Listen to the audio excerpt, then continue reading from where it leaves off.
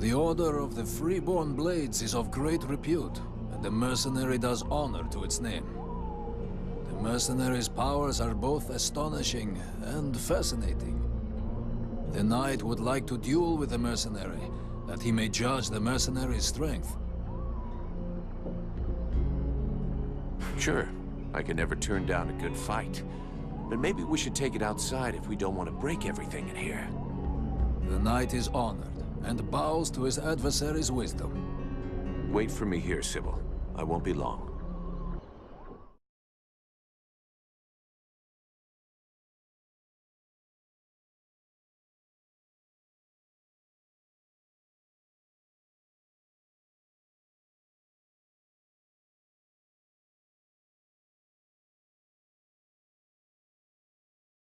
The knight hopes that his adversary will not hold back his blows. Oh, you can count on it.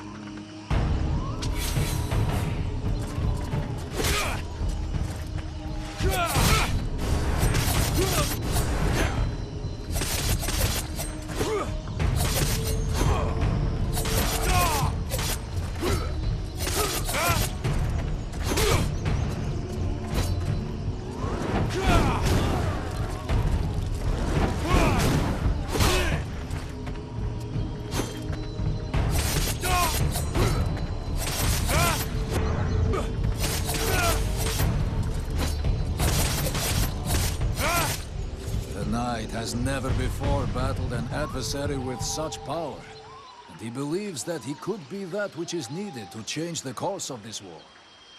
You fight pretty good yourself. Where did you learn your moves? I can't believe you learned to fight like that in this backwater. The knight has traveled far and fought many battles. He has only lived in his village for a short time. What are you doing in the middle of these swamps when you could be making a difference on the battlefield? The knight has fought a great many battles, but he feels he can be more useful protecting those who have nothing left. I have to go. I'm glad we could test each other's mettle. It was fun. Before his adversary rushes off to fight other battles, the knight has a question for him. He wishes to know if the Freeborn Blades would like him to join them. I'm not the one who decides who joins the company, but I can ask the captain for you. He has thought long on it, and wishes it would be so. Well, that's great. I'll ask him, but I can't promise you anything.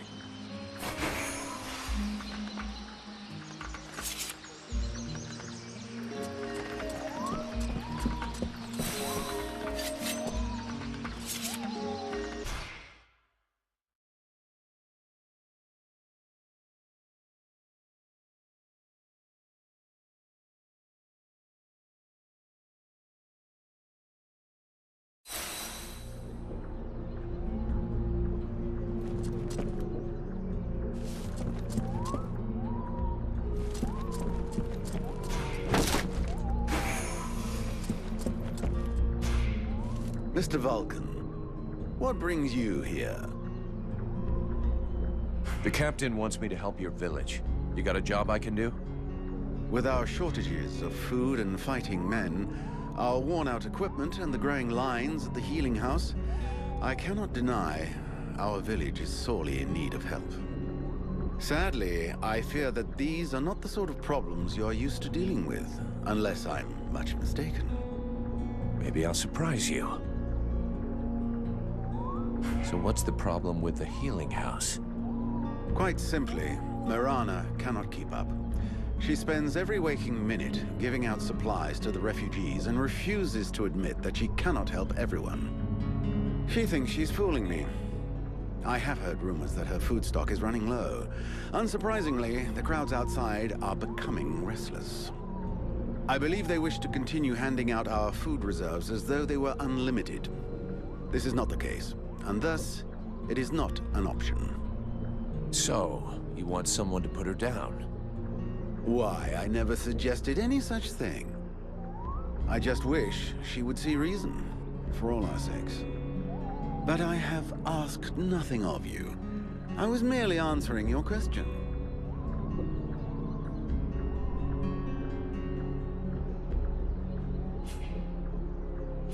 Your guards... How can I put this? At first, I thought they were disobeying orders. Now I think maybe they don't even understand them.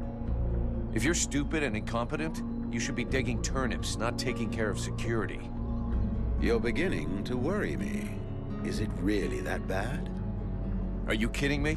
The state of their weapons is enough to make you cry. Maybe they'd be good for splitting logs.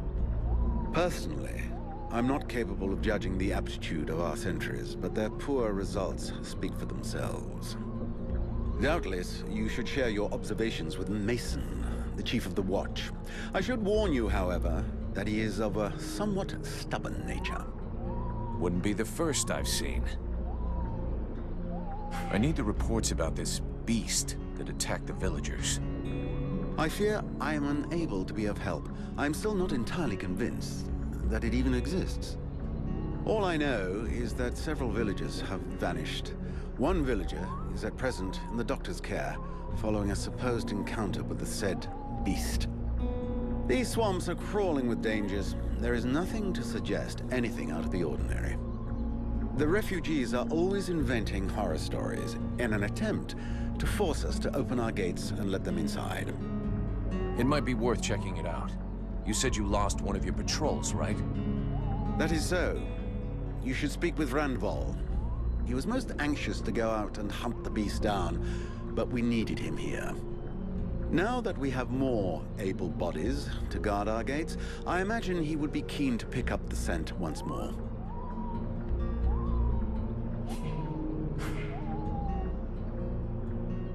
Let's talk about work. I've got a few questions I'd like to ask about this village. I imagine there are few who are better placed than myself to answer them. How come it's you that's running the show here? What a question. Because, my friend, someone has to. You imagine I'm doing this for my amusement, perhaps? Doubtless you wish it was someone else. The Chief of the Watch has trouble organizing 3 peasants. Our dear apothecary is evidently keen to give succor to any and every poor soul who wanders into the healing house. And regardless of your reputation, the people of this village would never trust outsiders such as yourself, or even the Red Scribes. So yes, it is indeed I who command here.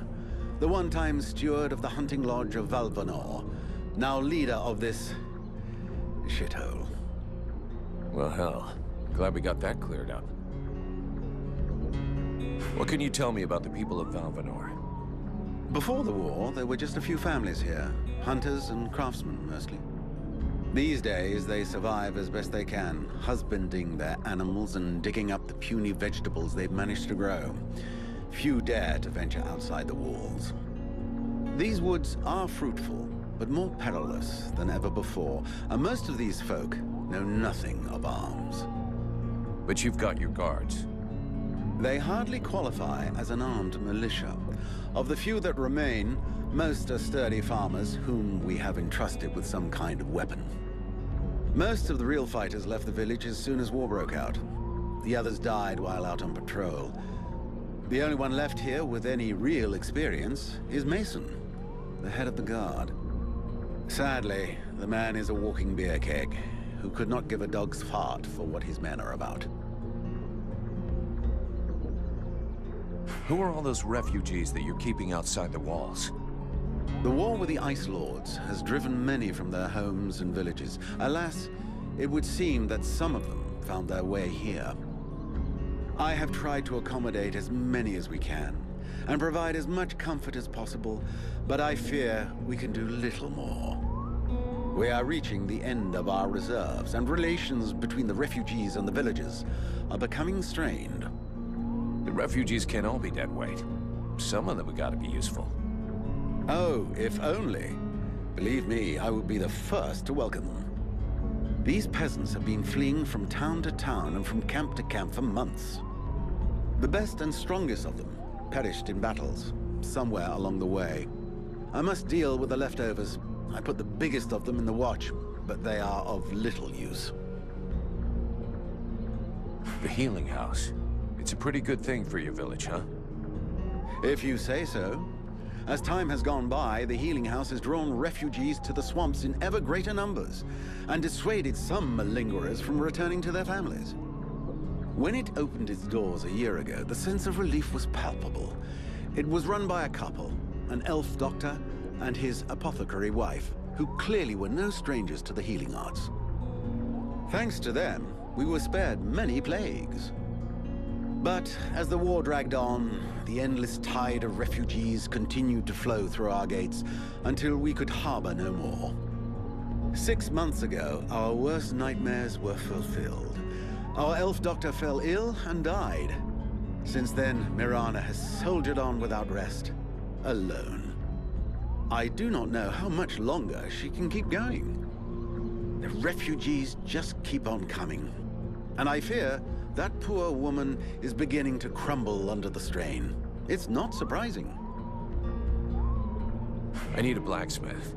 Do you have one here? With none more qualified, I asked Asiel to take over the village forge.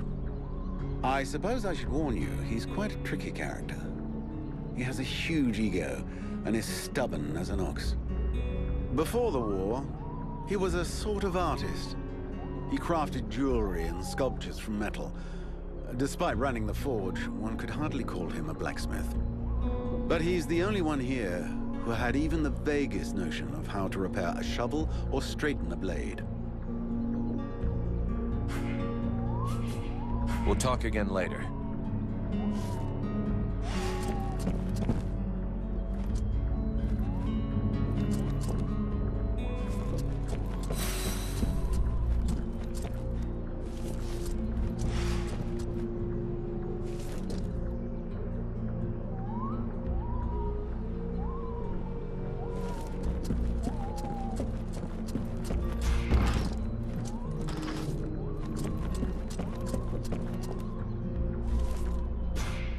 Do you have any idea how to wake the elf prince up?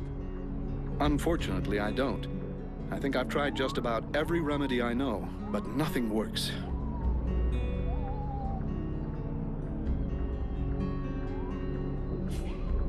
He looks pretty solid. Sleep will bring his strength back, and he may end up waking on his own. Let's hope so. But to be honest, I'm worried about his condition. I'm not going to sit here and do nothing while we wait to see if he's going to wake up or not. There has to be something we can do. Well, there is a formula I haven't tried yet because it's very complex, and I'm missing a key ingredient. What do you need? A very virulent poison secreted by the chrysalid queen. But be careful you don't mix them up with the ones you usually see. I wanted to go looking for them myself, but the villagers stopped me. They say they're really dangerous. It seems they can be found along the road we took to get here. And apparently, they only come out at night. I'll get you some. I'll be going now.